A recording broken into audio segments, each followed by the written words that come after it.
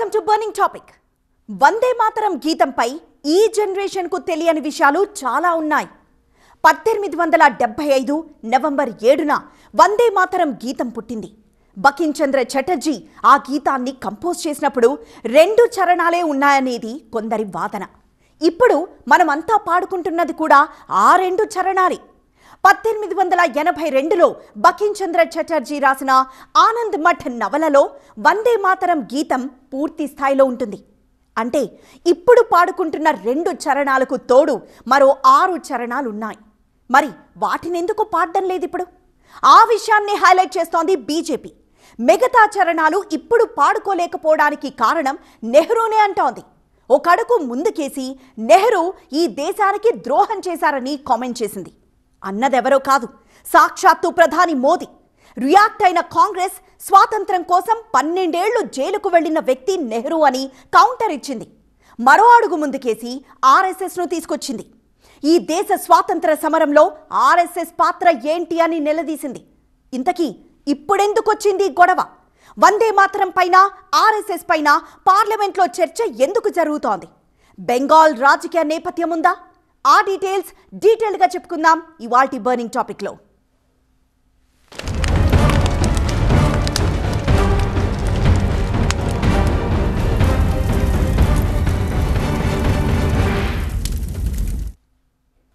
వందే మాతరం, సుజలాం సుఫలాం, ఈ పదాలు విన్నా పలికినా ఒక భావోద్వేగం. తెలియకుండానే గుండె లోతుల్లోంచి దేశభక్తి భావం ఉప్పొంగుతుంది. రోమాలు నిక్కబొడిచేంత ఉద్వేగం తన్నుకొస్తుంది. ఇప్పుడే ఇలా ఉంటే మరి స్వాతంత్ర సంగ్రామంలో ఇంకెంతటి దేశభక్తిని రగిల్చుంటుంది? స్వాతంత్ర సమర యోధులకు ఊపిరి పోసిన గేయం వందే మాతరం. దీన్ని గేయంగా చూడలేదా నాడు? దాన్నో నినాదంగా పలికారు. వందే మాతరం అని వినిపిస్తే చాలు బ్రిటిషర్స్ రగిలిపోయేవాళ్లు. అందుకేగా బెంగాల్ విభజన కూడా జరిగింది. అలాంటి గేయం 150 ఏళ్లు పూర్తి చేసుకున్న సందర్భంలో ఒక రాజకీయ రగడ జరుగుతోంది. ఎందుకని?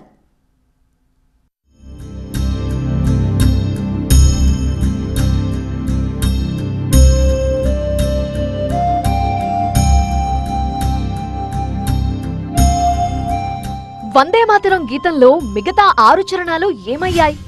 ఇప్పుడెందుకని పాడుకోవటం లేదు? దాని గురించి చెప్పుకునే ముందు అసలెందుకొచ్చింది టాపిక్ అనేది చెప్పుకోవాలి. వందే మాతరం గేయానికి 150 ఏళ్లు పూర్తయిన సందర్భంగా పార్లమెంట్లో ప్రత్యేక చర్చను ప్రారంభించారు ప్రధాని మోదీ. ఆ సందర్భంలో వందే మాతరం గీతాన్ని ముక్కలు చేయటం వల్లే కదా ఈ దేశం ముక్కలైంది అనే మాట వాడారు. మహ్మద్ అలీ జిన్నా నేతృత్వంలోని ముస్లిం లీగ్ 1937 సంవత్సరంలో వందే మాతరం గేయానికి వ్యతిరేకంగా ప్రచారం చేయటం నిజం కాదా అని గుర్తు చేశారు ప్రధాని మోదీ. ఆనాడు జిన్నా ఒత్తిడికి తలొగ్గిన జవహర్లాల్ నెహ్రూ వందే మాతరంలోని ముఖ్యమైన చరణాలు తొలగించారు అనేది ప్రధాని మోదీ ప్రధాన ఆరోపణ. ఆ చరణాలే గనక ఉంటే ముస్లింలను మరింత రెచ్చగొట్టినట్టవుతుంది అన్న జిన్నా మాటలు వినే గదా వాటిని తొలగించింది అని పెద్ద స్టేట్మెంట్ ఇచ్చారు మోదీ. అసలు వందే మాతరంపై దుష్ప్రచారం జరుగుతుంటే అడ్డుకోవాల్సిన నెహ్రూ జిన్నాకి వత్తాసు పలికిందే కాకుండా ఆనాడు సుభాష్ చంద్రబోస్కి లేఖ రాసి ముస్లింలపై అసహనం కలిగించేలా ఆ చరణాలున్నాయని చెప్పి వందే మాతరం గీతాన్ని ముక్కలు చేసింది నిజం కాదా అని ఆగ్రహం వ్యక్తం చేశారు ప్రధాని. कांग्रेस ने वंदे मातरम पर समझौता कर लिया.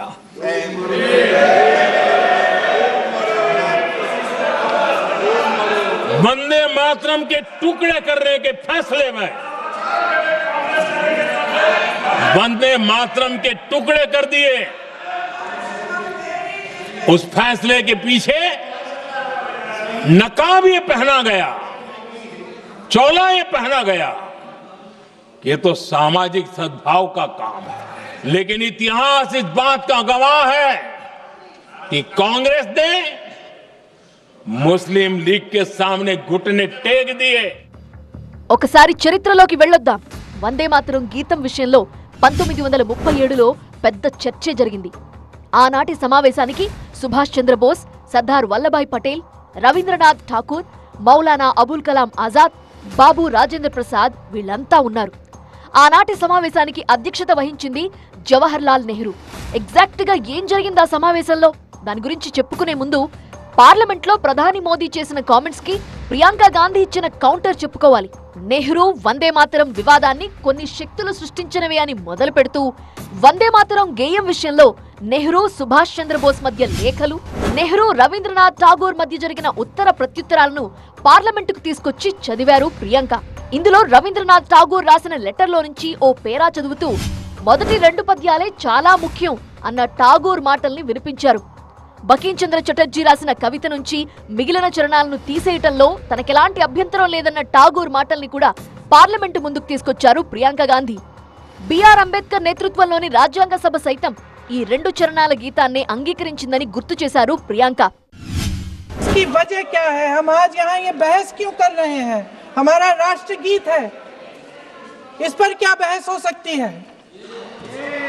हम ये बहस यहाँ आज 2 वजहों से कर रहे हैं.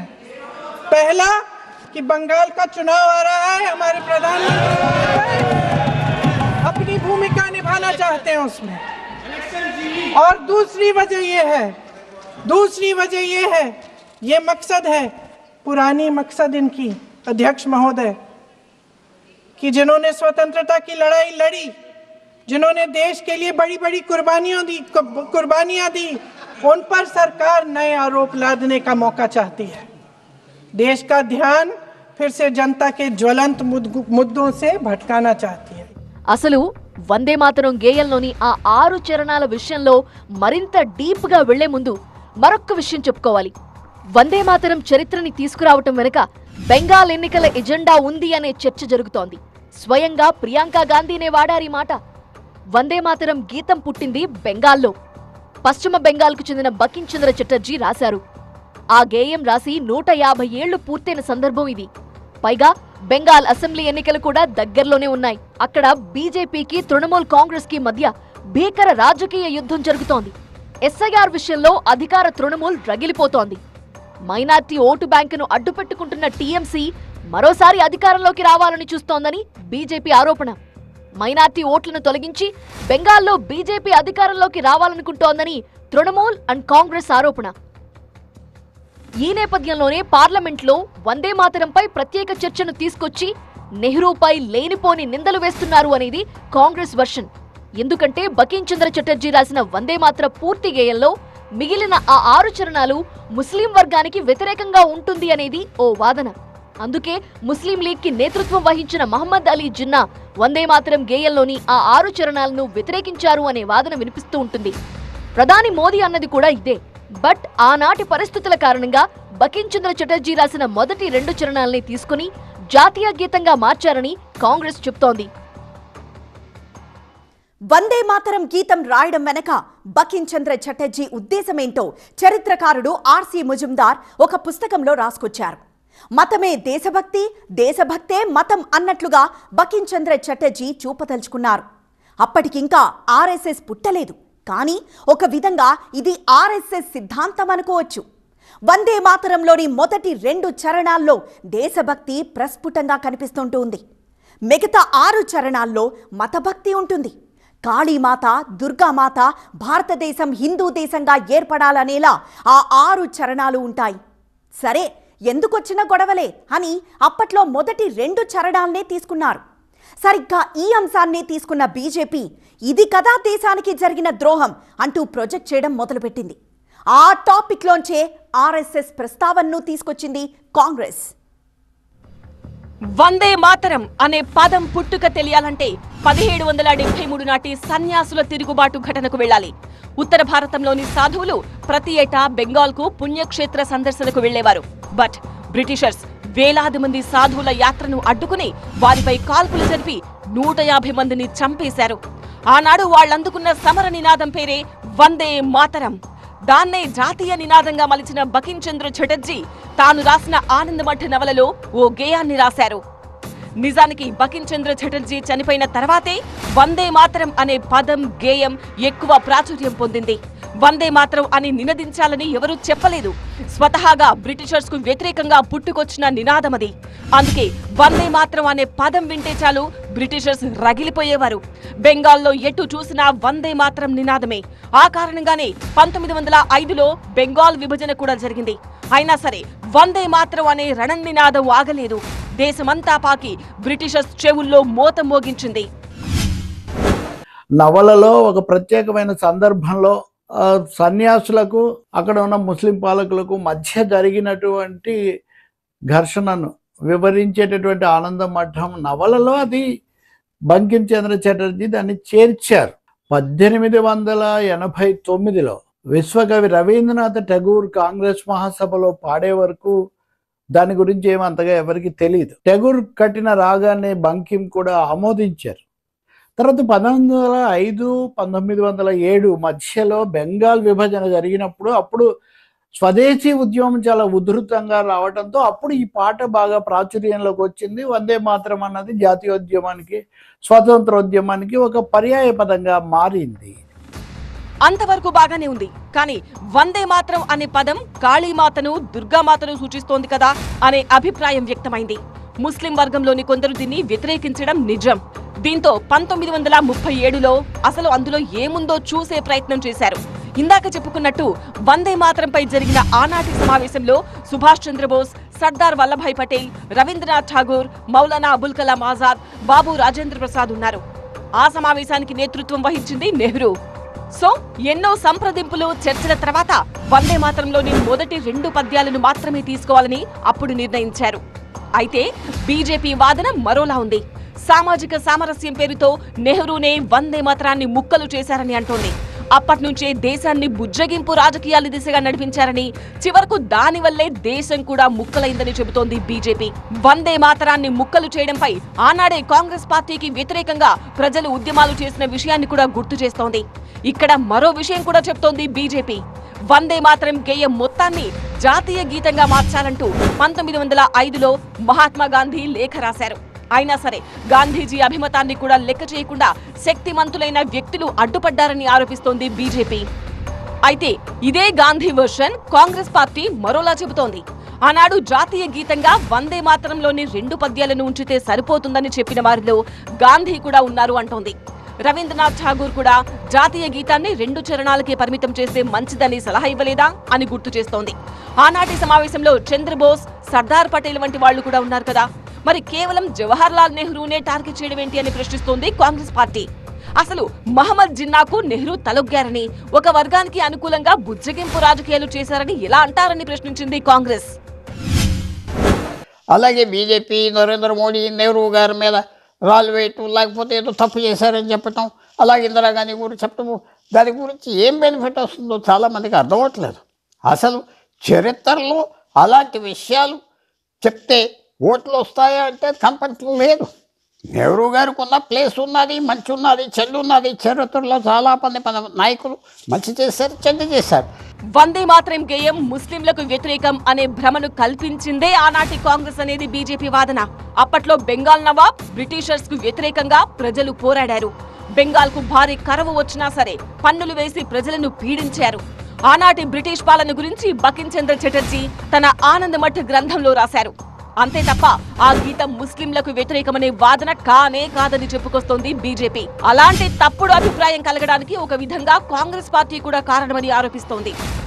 ఏదేమైనా వందే మాత్రంపై నిజాలు బహిర్గతం చేయడానికి ఇదే సరైన సమయం అంటోంది బీజేపీ. దేశానికి స్వాతంత్ర్యం వచ్చిన కొత్తలో వందే మాత్రం స్థాయిని తగ్గించే ప్రయత్నం జరిగిందనే ఆరోపణలు చేస్తోంది. వందే మాత్రంలోని ఆ 6 చరణాలు భారతీయతను వివరిస్తాయని, అందుకే పూర్తి గీతం గురించి అందరూ తెలుసుకోవాలంటోంది బీజేపీ. పార్లమెంట్ సమావేశాలు బెంగాల్ ఎలక్షన్ సెంట్రిక్ గా జరుగుతున్నాయా? కేంద్ర ఎన్నికల సంఘం చేపడుతున్న ఎస్ఐఆర్ పై ఇతర రాష్ట్రాల్లో జరగని రచ్చ ఒక్క బెంగాల్లోనే జరుగుతోంది. సరిగ్గా దాన్నే పార్లమెంట్లో ప్రస్తావించారు రాహుల్ గాంధీ. భారత్లో ప్రజాస్వామ్యాన్ని దెబ్బతీయడానికి బీజేపీ ఎన్నికల సంఘాన్ని ఉపయోగించుకుంటోందని అంటూనే భారత సమాజంలో సమానత్వం అనే సూత్రాన్ని దెబ్బతీయడానికి ఆర్ఎస్ఎస్ ప్రయత్నిస్తోందన్నారు. ఇంతకీ ఆర్ఎస్ఎస్ పై రాహుల్ గాంధీ చేసిన వ్యాఖ్యలేంటి? ఈ దేశంలో 45,600 ప్రాంతాల్లో 73,117 శాఖలున్న అతిపెద్ద వ్యవస్థ ఆర్ఎస్ఎస్. ఒక్కో శాఖ కింద కనీసం 100 మంది స్వయం సేవకులున్నారని లెక్కేసినా మొత్తంగా ఎంతమంది ఉండుంటారో లెక్కేయొచ్చు. ఇవి కాక 45 లక్షల మంది సభ్యులతో దేశంలోనే అతిపెద్ద విద్యార్థి సంస్థగా ఏబీవీపీ నిలిచింది. 1 కోటి మంది సభ్యులతో అతిపెద్ద కార్మిక సంఘంగా బిఎంఎస్ ఎదిగింది. భారతీయ కిసాన్ సంఘ్లో 10 లక్షల మంది సభ్యులు, విద్యాభారతి ఆధ్వర్యంలో 14,000 స్కూళ్లు, అందులో 73,000 మంది టీచర్లున్నారు. లాయర్ల కోసం అధివక్త పరిషత్ ఉంది. ఇది దేశంలో అతిపెద్ద లాయర్ల సంస్థ. సైన్యంలో పనిచేసిన వారి కోసం 2001లో అఖిల భారతీయ పూర్వ సైనిక సేవా పరిషత్ ఏర్పాటు చేశారు. ఇవన్నీ కాకుండా విశ్వ హిందూ పరిషత్, సేవా భారతి, సంస్కృత భారతి, బజరంగ్ దళ్ వంటి సంస్థలు మరెన్నో ఉన్నాయి. ఒక విధంగా బీజేపీకి సిద్ధాంత మార్గదర్శి కూడా ఈ ఆర్ఎస్ఎస్ఏ. ఇంత విస్తృతంగా విస్తరించి ఉంది కాబట్టే కాంగ్రెస్ తమపై విరుచుకుపడుతూ ఉంటుందని విమర్శిస్తూ ఉంటుంది ఆర్ఎస్ఎస్. పార్లమెంట్లో రాహుల్ గాంధీ ఆర్ఎస్ఎస్ ప్రస్తావన తీసుకొచ్చిన నేపథ్యంలో ఆ సంస్థ ప్రతినిధులు ఇచ్చిన రిప్లై ఇది. ఎక్కడంటే యుద్ధంలో కానివ్వండి, లేకుంటే ఎక్కడ అకాల వర్షాలు వచ్చినప్పుడు, లేకుంటే ఇంకేమైనా ఇబ్బందికరమైన వాతావరణం ఉన్నప్పుడు స్వచ్ఛందంగా వచ్చి ఎవరు ఏంటంటే పిలుపు మేర లేకున్నా కూడా వచ్చి స్వచ్ఛందంగా వాళ్ళు అన్ని అంటే సేవా విభాగంలో అటు ఎన్నో రకాలైన సేవా విభాగాలు ఉన్నాయి. వాటిల్లో చేసిన కార్యక్రమాల్లో ఈరోజు కాంగ్రెస్ పార్టీకి ఇటువంటి ఒక మంచి ఒక ఆర్గనైజేషన్ లేదని చెప్పి ఒక వాళ్ళకి ఏంటంటే గడుపుమంటున్నారు. ఇంతకీ రాహుల్ గాంధీ ఏమన్నారు? ఈ దేశంలో స్వతంత్ర సంస్థలుగా, వ్యవస్థలుగా ఉన్న విద్య, చట్టాల అమలు, ఎన్నికల యంత్రాంగాలను ఆర్ఎస్ఎస్ తన నియంత్రణలోకి తీసుకుంటుందన్నారు రాహుల్ గాంధీ. దేశంలోని అన్ని వ్యవస్థలపై ఆర్ఎస్ఎస్ పట్టు బిగిస్తోందనేది రాహుల్ వాదన. ప్రధానంగా ఎన్నికల వ్యవస్థను ఆర్ఎస్ఎస్ తన గుప్పెట్లో పెట్టుకుందని పెద్ద ఆరోపణే చేశారు. ఇప్పటికే దేశ విద్యా వ్యవస్థను మార్చేశారని, దేశంలోని వైవిధ్యాన్ని సైతం నాశనం చేశారని ఆరోపించారు. The project of the RSS was to capture the institutional framework of the country, and I said how the education system has been captured. Vice Chancellor after Vice Chancellor after Vice Chancellor is placed not on merit, not on capability, not on scientific temper, but on the fact that he belongs to a particular organization.